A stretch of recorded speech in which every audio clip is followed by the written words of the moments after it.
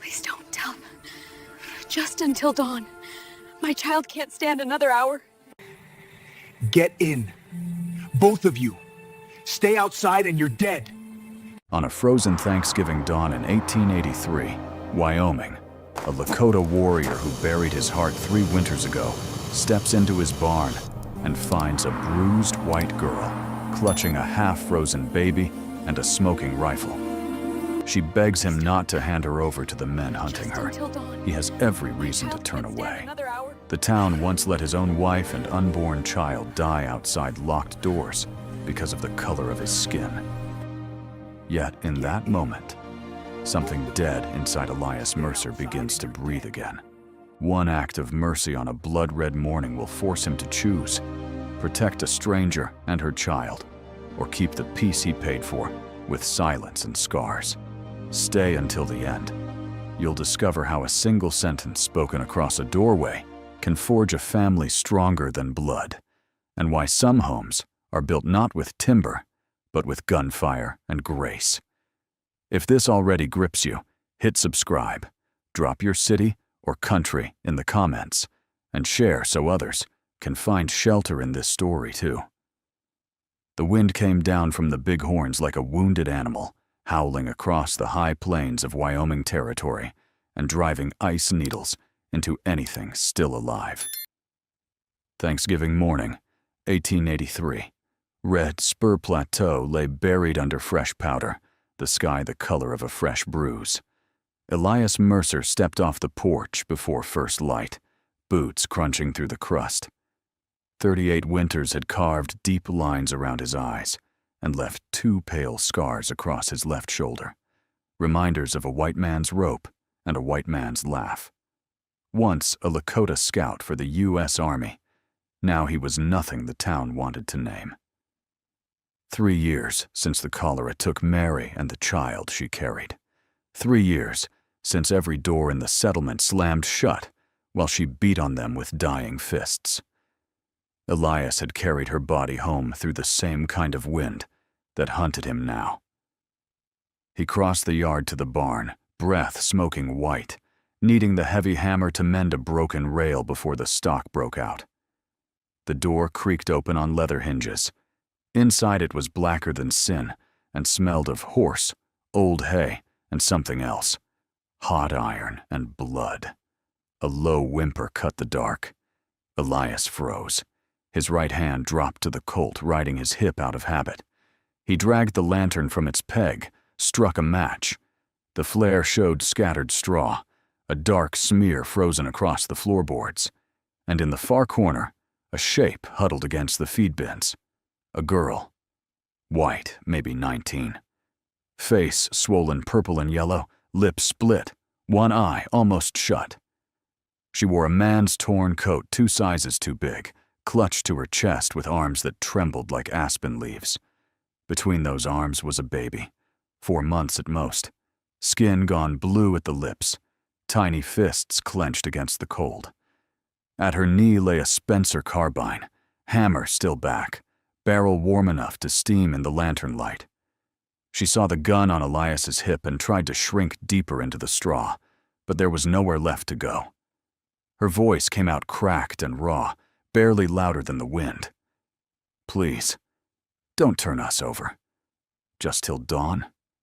The baby, he won't last another hour out here. The child whimpered again, a sound thin as a knife blade. Elias's eyes flicked to the tiny face, to the frost glittering on the girl's eyelashes, to the blood frozen on her split knuckles. Something inside his chest, something he thought had died with Mary on that same frozen ground, gave a single, painful beat. He had turned his back on the world the day they buried his wife in unconsecrated dirt because she'd married an Indian. He had sworn never again to open a door that might cost him what little he had left. Yet here stood a white girl with a half-black child and a smoking rifle, begging the very mercy no one had ever shown him. The lantern flame danced between them, throwing long shadows on the log walls. Outside, the wind screamed like it wanted in. Elias set the lantern down slowly, unbuckled his gun belt, and let it fall. Then he crouched, close enough to smell the gunpowder on her, close enough to see the terror fighting the exhaustion in her eyes. He spoke in English first, voice rough from disuse. "Cold'll kill him before the men do." Then, softer, in Lakota, the words tasted strange after so long. "Hechel wichongik telo." There will be life again. He reached out, palm open. After an endless second, her fingers unclenched from the Spencer and placed the baby in his arms. The child weighed almost nothing, breath fluttering against Elias's buckskin shirt like a trapped bird. The girl tried to stand, legs buckling. Elias caught her elbow with his free hand. She weighed even less than the child. He looked once more at the blood on the straw, at the tracks outside that would already be filling with new snow, then pulled the barn door shut against the wind. "Come," he said. "The house is warm." She took one stumbling step after him into the screaming dark, clutching the empty rifle like it was the last thing tethering her to the earth. Behind them, the lantern guttered, throwing their shadows huge and wavering across the wall. Two broken people and one small life walking out of the cold together. The door shut behind them with a thud that swallowed the wind. Elias latched it, dropped the bar, and only then let the silence settle. The cabin was one big room, stone hearth already glowing from banked coals, a single table, 2 chairs, a bunk in the corner. No pictures, no curtains, no softness anywhere except the worn Navajo blanket on the bed. He eased the baby onto that blanket, peeled off his coat, and set water to heat. The girl, Lydia, she whispered when he asked, stood just inside the threshold, Spencer still clutched like a crucifix, eyes darting to every shadow. Blood had crusted along her hairline. Her left cheek carried the clear print of a man's knuckles. "Sit," Elias said, nodding at the chair nearest the fire. She obeyed, but perched on the edge, ready to bolt. He poured coffee thick as axle grease, pushed the tin cup across the pine planks. She wrapped both bruised hands around it, yet didn't drink. The baby coughed, wet, ragged. Elias knelt, unwrapped the frozen rags, and felt his stomach turn. Jonas, she called him, 4 months old, skin mottled blue and white, ribs showing every breath. Elias had seen soldiers freeze on the Powder River. He knew the signs. He lifted the child against his own chest, skin to skin, then draped the Navajo blanket over both of them. Jonas's tiny heart hammered against Elias's scars, like a trapped sparrow. Slowly, warmth crept back into the small body. Lydia watched every move, knuckles white on the rifle. When the baby's breathing evened, she spoke so low the fire almost ate the words. "They'll come by first light. Thomas Hale and the 2 who ride with him. Bounty hunters. They think I'm property, and Jonas is trash." Elias's eyes narrowed at the name. Thomas Hale. The same yellow-haired killer who'd strung up his older brother from a cottonwood in 76th and carved a notch in his Remington for the sport of it. Elias still carried the rope burns under his shirt. He said nothing, just rocked the child and fed the fire until flames painted the log walls red. Lydia kept talking, the way people do when silence feels heavier than confession. "I saw them shoot an old Lakota couple south of the Platte last spring. Government reward for renegades. The old man had 1 arm and his wife was blind. Thomas took the scalps anyway. I was stupid enough to scream. After that, he decided I'd make a quiet wife or a quieter corpse." She pulled up her sleeve. Finger-shaped bruises ringed her arm like iron cuffs. "Jonas ain't his. Father was a colored trooper from Fort Laramie. Thomas said he'd dash the baby's brains out the day he was born. I waited till he was drunk, put a bullet in the man holding me down, took his horse, and rode north through the storm."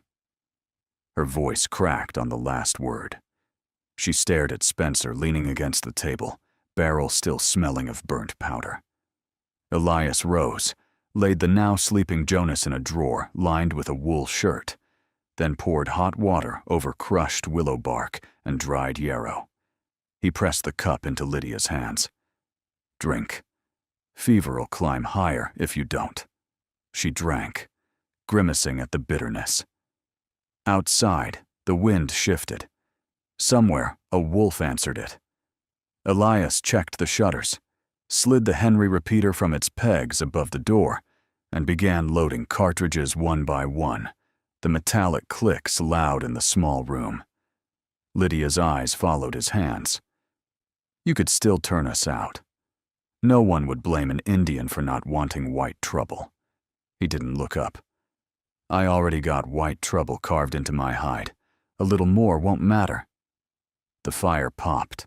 Sparks flew up the chimney like fleeing stars. Jonas stirred, gave a small, healthy cry. Lydia reached for him instinctively. Elias let her take the child, then draped his spare coat, fringed buckskin, still carrying the faint scent of wood smoke and sage, across her shoulders. Sleep if you can, he said. Tracks will be gone by morning, but riders ain't blind. When they come, they'll come loud. He banked the fire low, sat in the doorway with the Henry across his knees, and began the long wait. Behind him, the baby's breathing steadied against its mother's heart, and for the first time in 3 years, the cabin held more than one rhythm of life. Snow kept falling, soft and relentless, trying to bury the world before the killing started. Dawn came in sideways, thin gray light leaking through the shutters like watered milk. Elias had not slept. The Henry lay across his lap, oiled and ready, while the fire burned down to sullen coals. Snow had quit sometime in the night. The world outside was muffled, waiting. He rose stiff, joints protesting, and stepped onto the porch. The cold hit like a slap. Fresh powder lay smooth and trackless, except for one set of prints that made his blood slow to ice. 3 riders had circled the cabin twice before dawn, close enough to read the smoke curling from the chimney, then pulled back to the tree line. Hoof scars cut deep, iron-shod, no mistaking the gait of heavy American horses ridden hard. They were watching, waiting for him to step out alone, or for Lydia to run.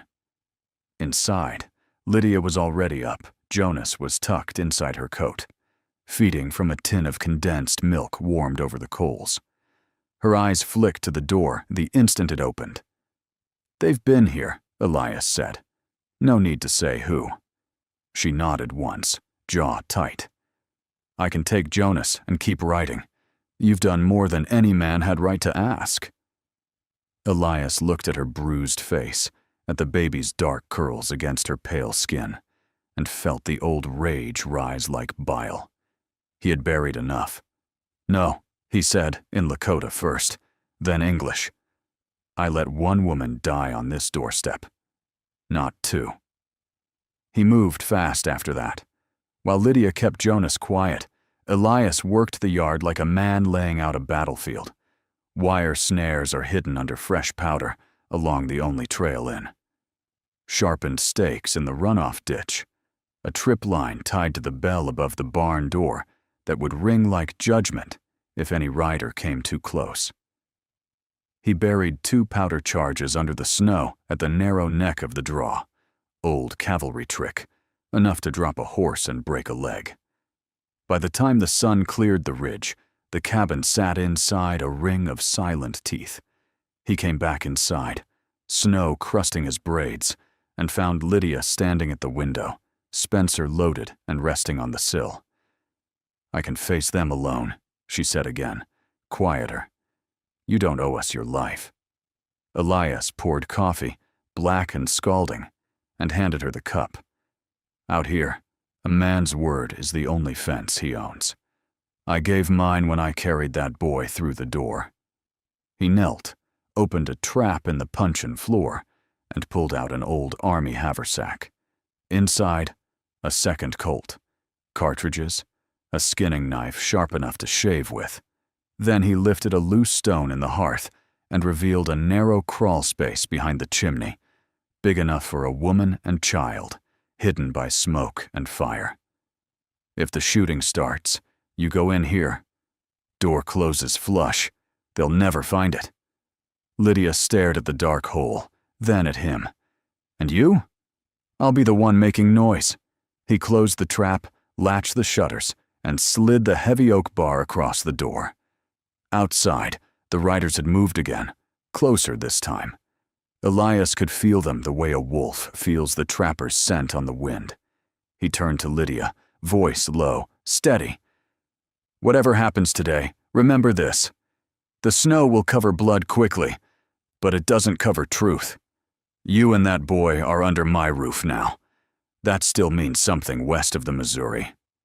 She met his eyes, something fierce sparking through the fear. I'll remember, she said. If this story is already carving itself into your bones, the way the wind carves the sandstone, do me a kindness. Hit that subscribe button. It's the only way these frontier tales keep writing. And drop a word in the comments where you're listening from. I read everyone. Elias checked the loads one last time, then took his place by the window. Henry balanced on the sill, finger resting beside the trigger. The sun climbed higher, turning the snow to blinding fire. Somewhere out in that glare, 3 men were tightening their cinches. They would come soon. And when they did, the quiet of Red Spur would end in thunder. The first shot cracked like a tree splitting in hard frost. Elias had been counting heartbeats when the trip bell over the barn clanged once, sharp and final. Then the world exploded. A horse screamed as the buried charge under the draw went off. Snow and dirt fountained 20 feet high, the animal's forelegs folding like matchsticks. Its rider sailed over the neck and hit the ground hard enough to drive the wind from his lungs. Before he could crawl for cover, the wire snare snapped tight around his ankle and dragged him 10 yards through the powder, boot heel carving a red furrow. The second rider tried to wheel clear, but the sharpened stakes in the ditch caught his mount square in the chest. Horse and man went down in a tangle of thrashing legs and spur rolls, the animal's dying shriek echoing off the ridge like a banshee. Only one rider stayed in the saddle. Thomas Hale, yellow hair whipping under a black hat. Remington already spitting fire as he charged the cabin door. Elias levered the Henry and answered. The heavy slug took Hale high in the shoulder, spun him half around, but the man clung to the horn and kept coming, teeth bared in a snarl that had nothing human in it. "Open up, breed!" Hale roared. "Hand over my wife and that half-nigger whelp or I burn the place with you in it." Another bullet splintered the log beside Elias's head, showering his face with bark. He worked the lever again, fired, levered, fired, until the magazine clicked empty. Hale's horse staggered, blood pouring from its neck, and finally pitched forward 10 yards from the porch. Hale rolled free, came up with the Remington in his good hand, and kicked the door so hard the bar jumped in its brackets. Inside, Lydia had already shoved Jonas into the hearth crawl space and slammed the false stone shut. She snatched the Spencer, thumbed the hammer, and took position beside the window. The door burst inward on the third kick. Thomas Hale filled the frame, coat soaked crimson on one side, eyes wild with pain and hate. He saw Lydia first. "You treacherous bitch," he raised the Remington. Elias stepped between them, cold, drawn smooth as drawing breath. "You want her? You step over me." Hale laughed, a wet, ugly sound. "Been wanting to finish what I started in '76, Scout." He fired. The bullet burned a hot line across Elias's ribs. Elias answered with 2 fast shots that punched Hale backward into the snow. Hale dropped the empty Remington, clawed a Bowie from his belt, and lunged like a gut-shot grizzly. They crashed together just inside the threshold, knife flashing, Elias blocking with his forearm. The blade sliced deep into old scar tissue, Blood ran hot down his side. Elias drove his knee into Hale's wounded shoulder. The man howled, knife hand opening. Elias twisted, slammed the Colt's barrel against Hale's temple, and they both went down hard. Hale came up with a handful of snow and Elias's own knife, slashing for the throat. Elias caught the wrist, bones grinding, and head-butted him full in the face. Cartilage crunched. For a heartbeat, they knelt locked together, breath steaming, blood dripping onto the puncheon floor.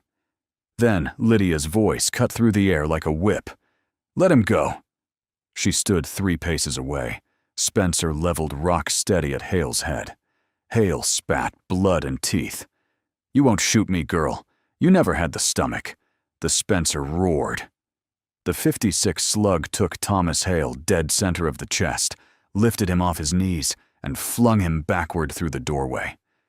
He landed on his back in the snow, arms spread like a broken crucifix, blood spreading beneath him in a perfect circle, the exact color of the ridge at sunrise. Silence fell, thick and sudden. Smoke drifted lazy from the Spencer's muzzle. Lydia stood frozen, eyes wide, as if she couldn't believe her own hands had done it. Elias rose slowly, pressing a palm to his bleeding side. He looked once at the body, then at her. "It's finished," he said. Outside, the downed horses thrashed weakly. One of the trapped riders groaned in the snow. The third lay still. Elias stepped over Hale's corpse, drew his skinning knife, and cut the snare on the surviving man. The rider curled up, sobbing, leg twisted wrong. "Tell the marshal what you saw here," Elias said. "Tell him Thomas Hale came for blood and found it." He left the man alive. Mercy or warning, he wasn't sure which. Then he walked back inside, barred the ruined door as best he could, and looked at Lydia still holding the smoking rifle. She let it fall from numb fingers. Elias caught her before her knees gave out. The fight was over. The storm had broken. And Red Spur would never be quiet again. By the time the sun cleared the eastern ridge and poured thin gold across the snow, the yard looked like a butcher's floor. 3 dead horses steamed in the cold.